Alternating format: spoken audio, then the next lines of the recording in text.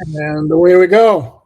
Hey, everyone, we're back. Friday, March 28th, 2025, episode 23 of the All Dolphins podcast. Joined again today by columnist Dave Hyde of the South Florida Sun Sentinel, author of the book Still Perfect, that you can see if you're watching on YouTube. Behind him there, excellent book on the 1972 Miami Dolphins. There you go. Dave, how are you? I'm great. I'm interested. We're starting to make the turn in the off season from obviously free agency to the draft. So always an interesting time. Yep, and I will never ever phrase it as free agency is over because you can still sign players like in the next few weeks or so. What we can say is the first wave of free agency has come and gone, and I don't know about you, Dave, but I think to call it underwhelming for the Dolphins would not be a stretch. I like what they did. I think they. I'm looking at what happened and talk to people. A little power struggle inside, and Steve Ross closed the pocketbook a little, which I think, and they got a handle on. You look at everybody they signed as, still in the prime of their careers. Whether they have good careers or bad or marginal careers, they're still of an age where they're not getting the mid 30-year-old guys like they did a year ago and spending. So yeah, it's a little underwhelming. I won't disagree, but I think they were after just spending gobs of money either on their own guys or on free agents that some worked, some a lot didn't. I don't have any problem with what they've done. And mind you, I'm not looking for the big splash signings all over the place because that doesn't get it done either. And if you look, almost invariably, those teams that go out and make 3-4 big splash signings, that doesn't pan out. I'm thinking of New England in 2021, I think it was, when they signed a whole bunch of players, including Jonnu Smith before he joined the Dolphins, and they went nowhere with that. My only concern is they got a lot of guys who to me look like filler players. Mm-hmm. Which they needed because they had so few players on the roster, which was one thing because they signed so many guys last year to one-year contracts. They needed bodies. I just don't know how many of those guys I'm looking at right now and could be like difference makers, impact players. And a couple of those that I have the most hopes for in that regard are guys who have injury question marks, such as James Daniels coming off the torn Achilles. Melifonwu from Detroit is a guy who, when he's played, intrigues the hell out of me, but he's also been injured a lot. And outside of that, Zach Wilson, Larry Borum, Nick Westbrook-Ikhine, which I think I like and everybody likes. Best signing. I think everybody agrees on that. Because there's what they got in him, prime of career, production, and a fit for this team. Something a 6'2" guy, red zone production. So everything, that's a fit for this team. When I say Steve Ross said I'm closing the pocketbooks, that put the pressure on Chris Greer to get guys who fit what they need and can he do it? I mean, he has. My point I've said for years, he hasn't really done it. He's played fantasy football. We want Jalen Ramsey. Well, everybody would want Jalen Ramsey. We'll give him money. We want Bradley Chubb. Here's a first rounder. Tyreek Hill. Here's basically a draft. So I mean, anybody could do that type of stuff. This is the hard work where, okay, does Ashton Davis? What do you think of him? Are you there's safeties that they're rolling the dice a little because of injury histories, and you like them when they're healthy. But so my question becomes, did they get the right guys at value prices? And that separates the good front offices from what the Dolphins have been and for too much of the last, certainly last decade, probably last 20 years. I agree. Well, a little Muse action here on the alarm clock. I was going to go take a nap a little bit earlier, and I forgot to set off my alarm. So for anybody that was Muse, highly recommend the band. It's a very, very cool band. And this is where the fun. That's another part because everybody, when the fans complain about Chris Greer. They're always pointing a lot of times at the draft. Well, free agency is a big part of it as well. And we'll find out at some point whether they hit. I was always on the fence with the Zach Wilson signing, and then I did a story yesterday on Miami Dolphins on SI.com, which I encourage everyone to check out after they like and subscribe to the All Dolphins podcast, if you have not already subscribed, about the most overlooked aspect whenever the conversation comes to the Dolphins' backup quarterback issues, and it's always about Dolphins are sunk when Tua is not in there, and then part of the reason is the backup quarterbacks suck, and there's something to that. But the problem is they're always injured or too often injured. As we lose Dave, Dave, it was nice having you on the show. I guess Dave.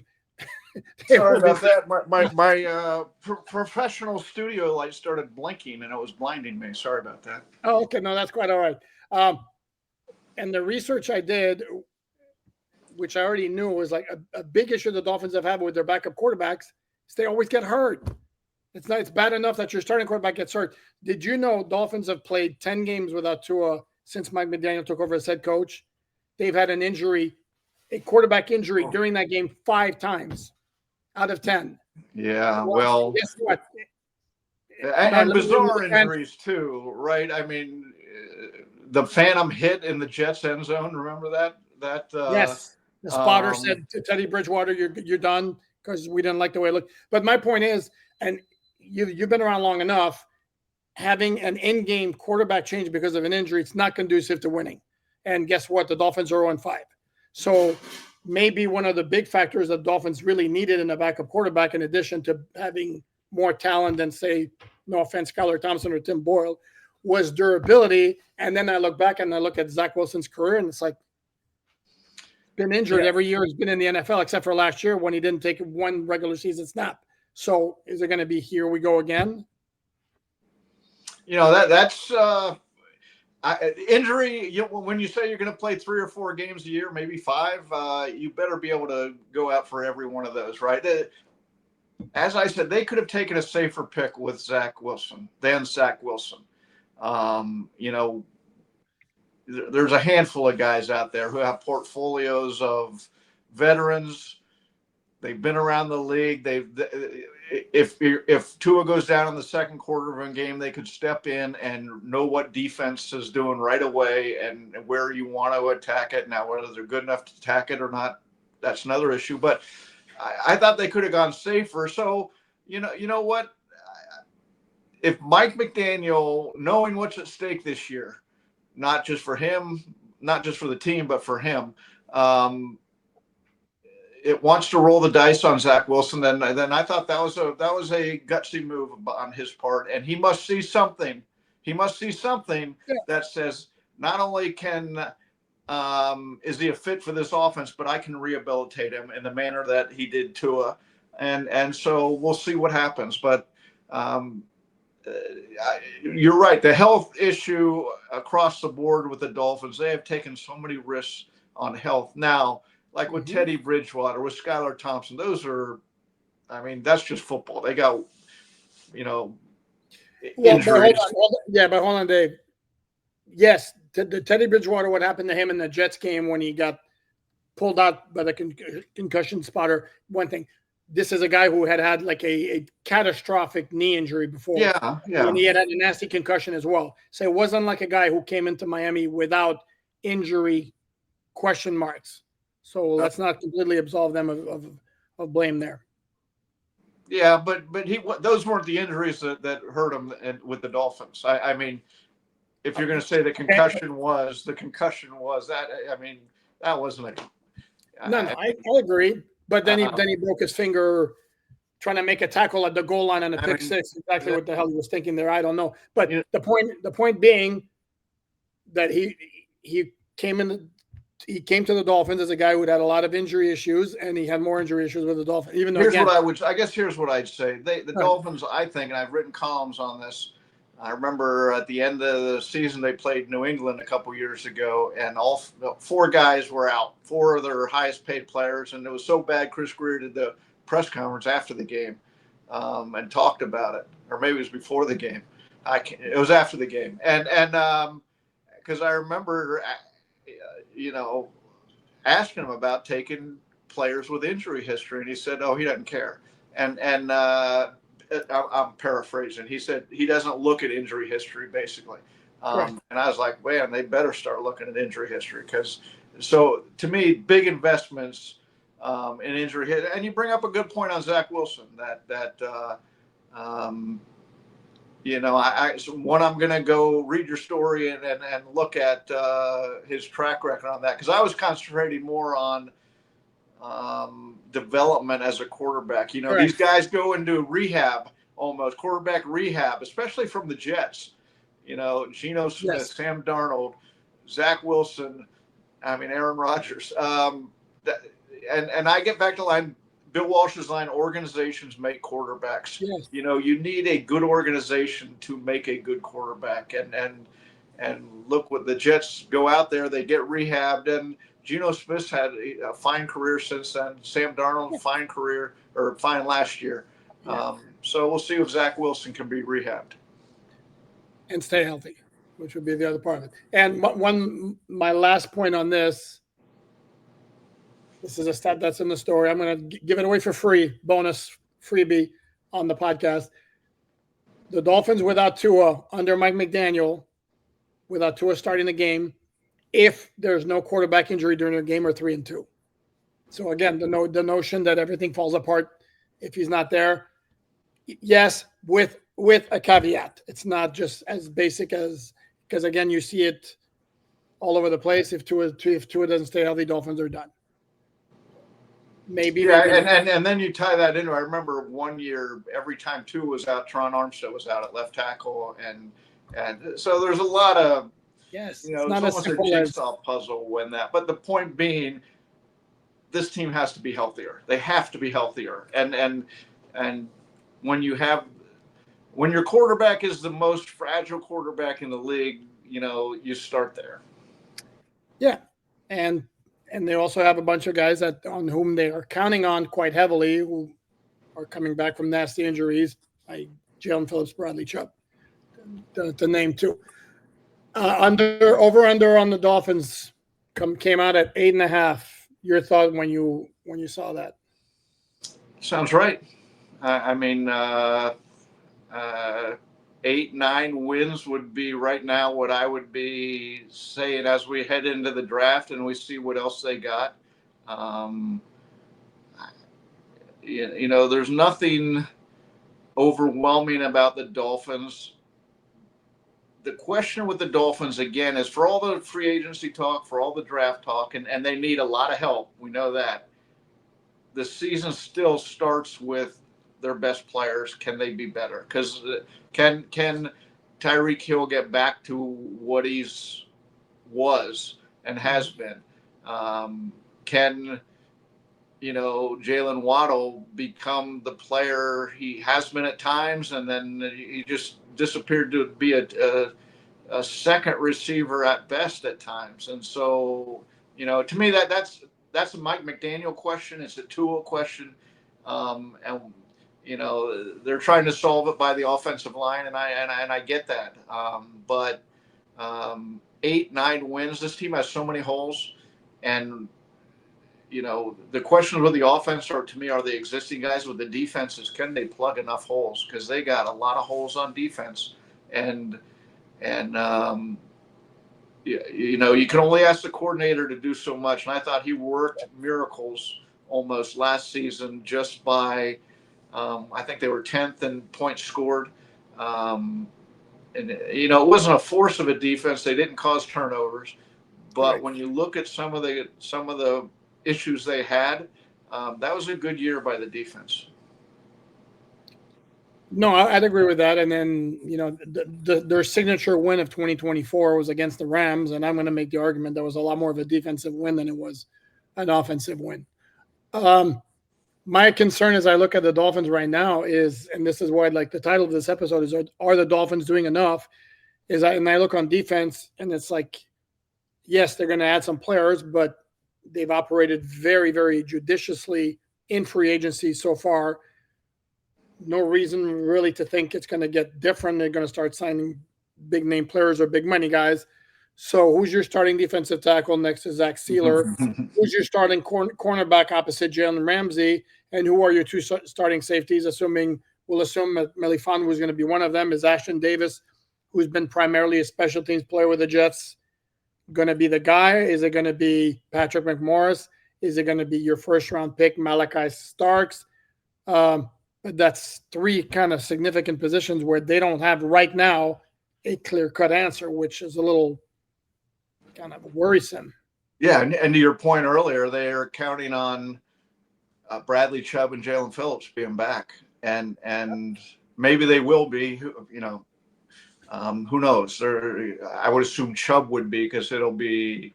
I mean, we're going on a year and a half by the time he's back. Jalen Phillips now has had two significant injuries. We'll have to wait a little on that. But to your point, there's a lot of, and every year I do a column on 10 simple steps to solve the Dolphins, and I really needed about 20 simple steps because they have so many holes. And I hear people saying, oh, they need Calais Campbell to re-sign with the Dolphins to play defensive tackle, and I get it. Everybody loves Calais Campbell. He was, probably the surprise personnel decision of the season, in that the role he played not only on the field, where he was very good, but right from the start, he became, I guess there was a leadership void that beyond what I thought on this team, because he became the fulcrum of that. Yeah. And so, and I get why everybody wants him back. You should want him back, but in all, I mean, they overused him last year. If they bring him back, they still need help. They cannot be asking him to play the number of snaps he did at 30, 39 this season coming up. I mean, that's just not a role that you want him to play. They were lucky to make it through last year. I remember talking to him at the end of games, and by the end of the season, he goes, "It's going to take a couple of days for me to start feeling normal again." And so positional values, just look at the defensive tackles now are getting huge money. Cornerbacks are getting huge money. And the Dolphins have voids right now at each of those. And you only have one number one pick. And so it'll be interesting to see where they go with that. Yeah, I'm with you that Calais Campbell was like the best signing of last year. And it was like, first of all, you knew the kind of guy he is, so that was never in question. That he became a leader very quickly, not overly surprising again because of the character that he is. But to me, to be able to play as many snaps as he did, you mentioned at his age, and have the kind of production that he did was like whoa.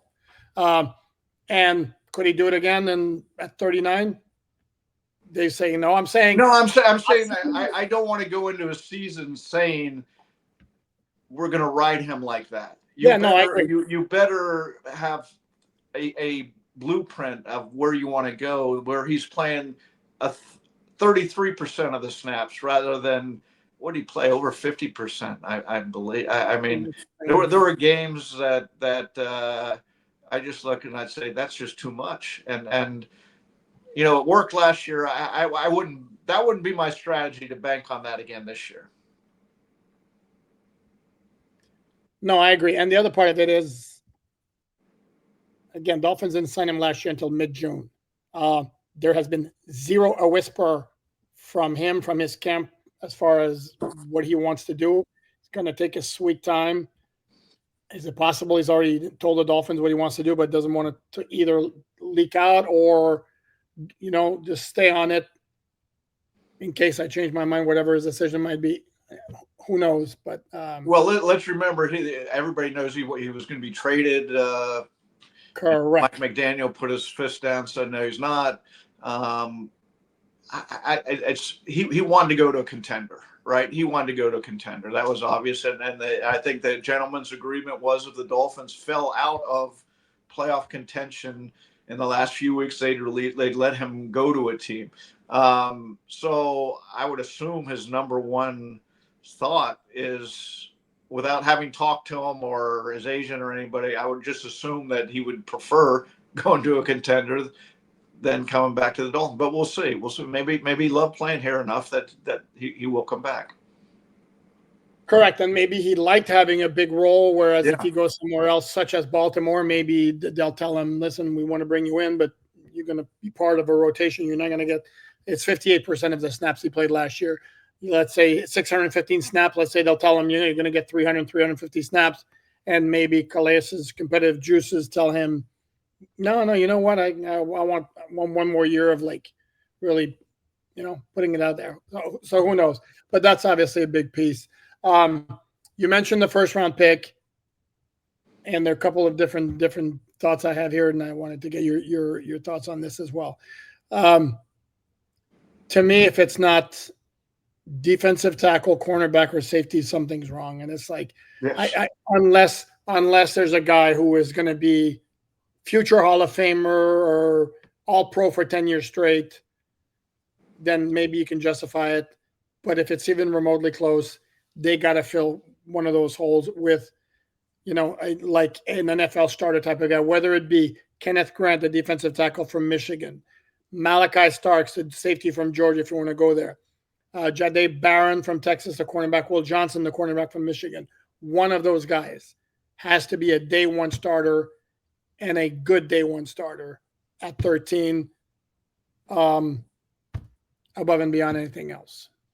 Yeah, I agree. I mean, again, the two positions that the value of the positions is the greatest is cornerback and defensive tackle. And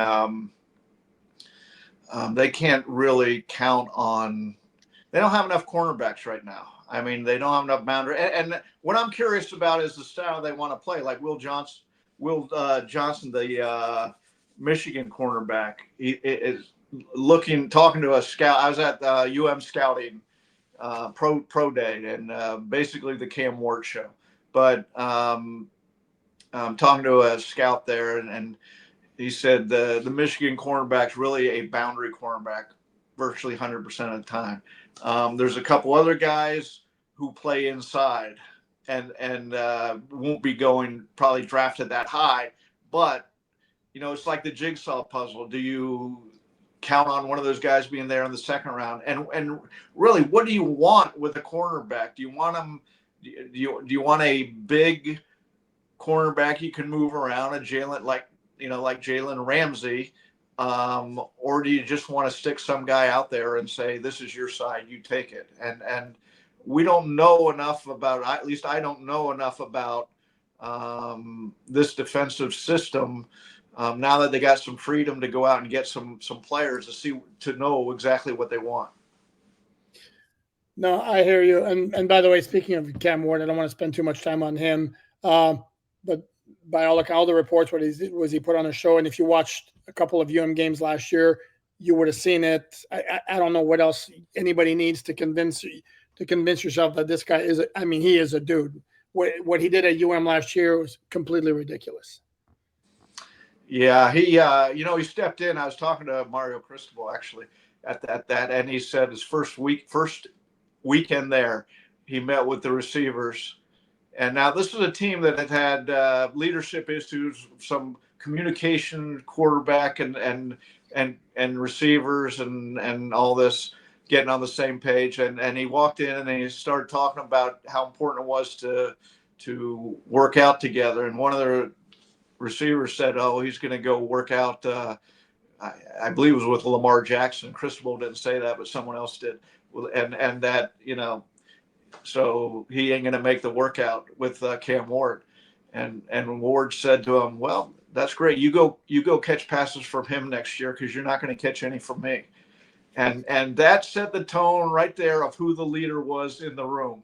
And when I'm moving it forward here, how's he going to project the qualities? What everybody's trying to see is the unseeable. When you can see his arm and his speed how he leads is really. It was great to watch at University of Miami and to hear some of the stories about him.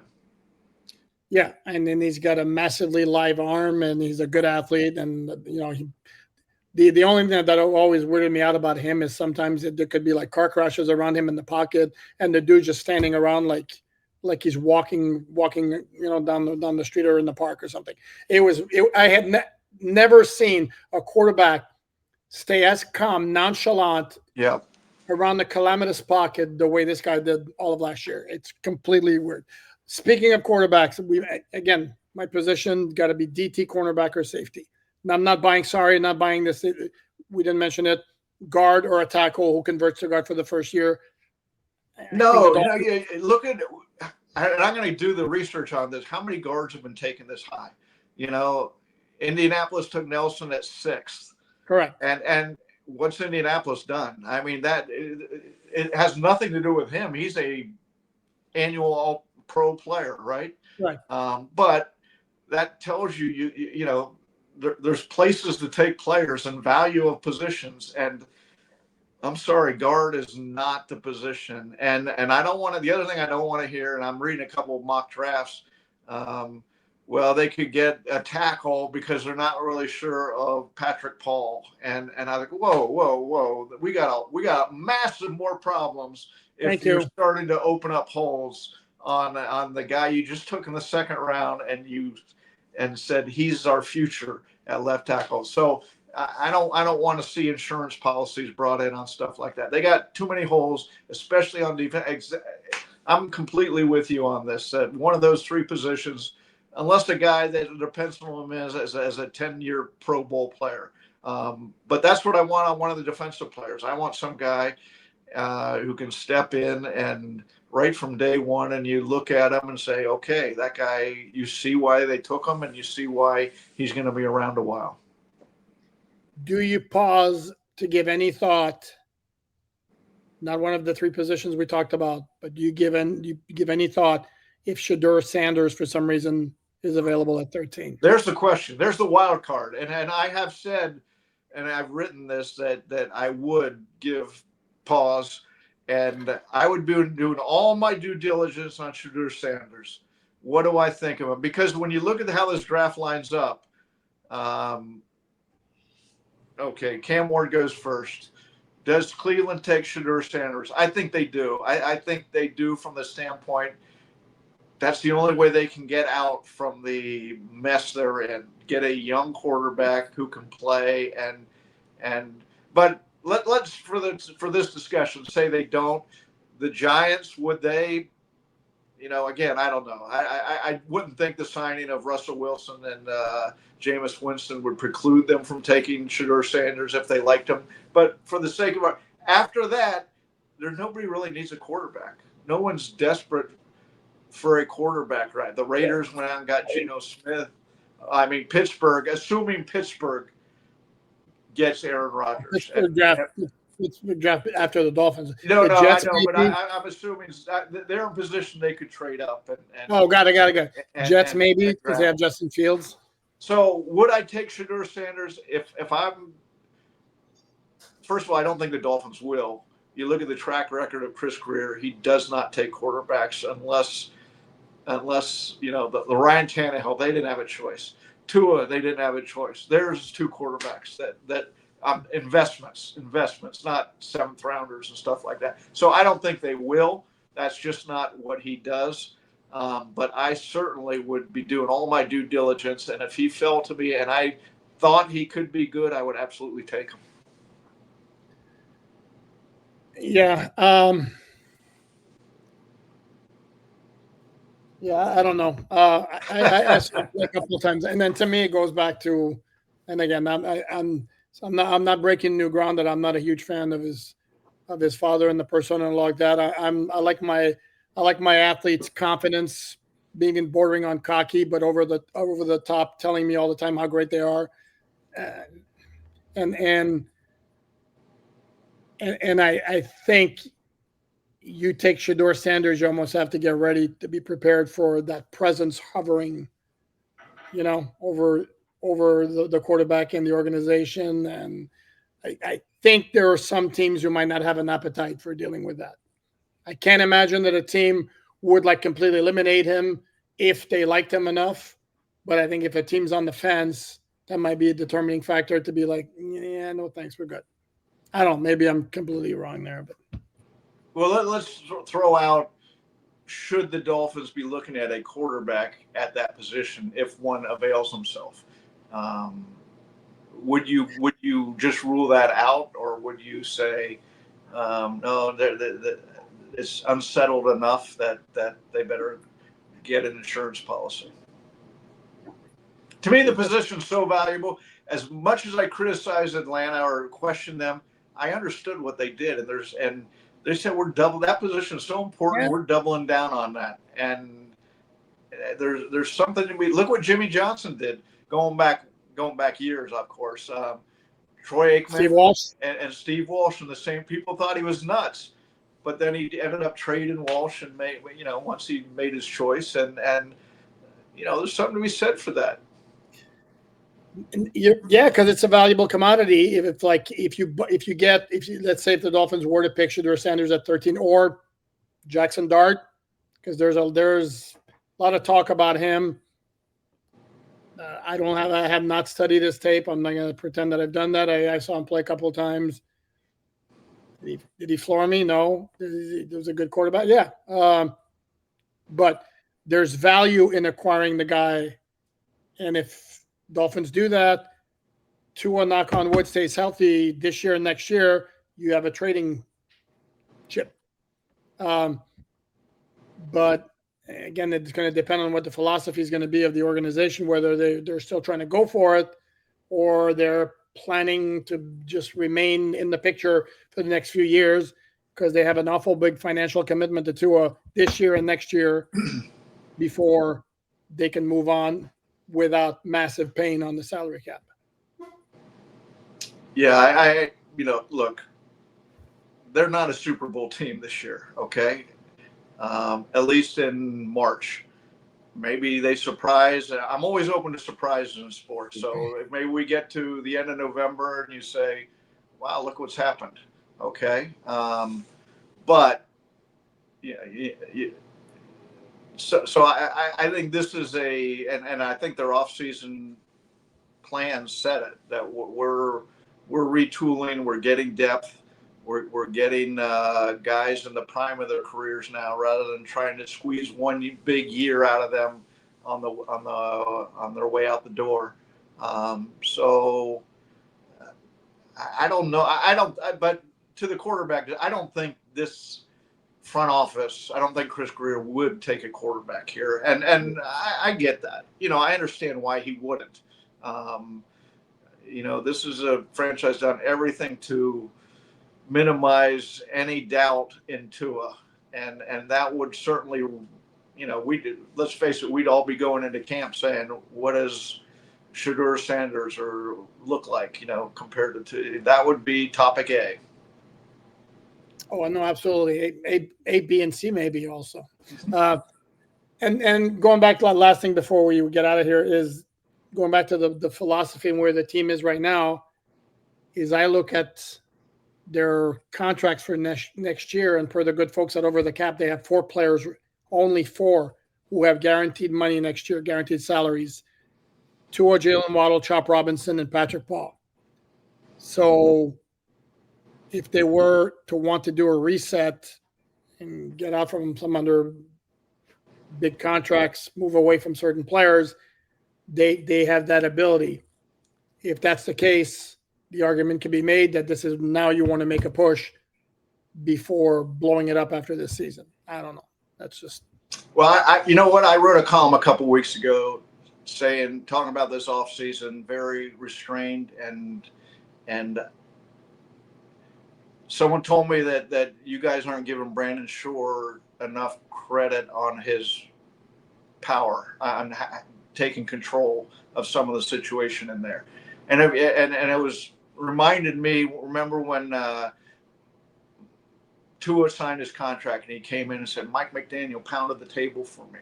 Well, who was he having to argue against inside the organization? It wasn't Chris Greer, because that's just not his way of he was all in on the quarterback he took. And it was told me as Brandon Shore that there's some for lack of a better term, checks and balances in there. And it sounds like Steve Ross backed the guys saying, let's have some financial discipline this offseason. And to your point, I mean, 4 guys with guaranteed money, and 2 of them are on rookie salary. 2 of them are on rookie contract, Patrick Paul and Chop Robinson. So somebody's organized all this to play out this way. And again, I was told you guys don't talk about Brandon Shore enough. So we'll talk about Brandon Shore here. Interesting. We will devote an entire episode on Brandon Shore, where he's from, his background, his high school, his hobbies. And I'm kidding, but we can certainly discuss him a little bit further as the episodes progress. For now, that's going to do it for this episode. As always, please like, subscribe, all that good stuff. He is Dave Hyde, columnist for the South Florida Sun-Sentinel, award-winning columnist, I should say. Catch his fine work at sunsentinel.com. His X handle, Twitter, whatever you want to call it, is at Dave Hyde Sports. Covers not only the Dolphins, but everything of importance in South Florida sports, including the Florida Panthers, who are a couple of weeks away from beginning their playoff defense of their Stanley Cup title. Catch my work at MiamiDolphinsOnSide.com. That's going to wrap it up. We'll be back Monday, barring breaking news over the weekend. Until then, enjoy your weekend, everyone.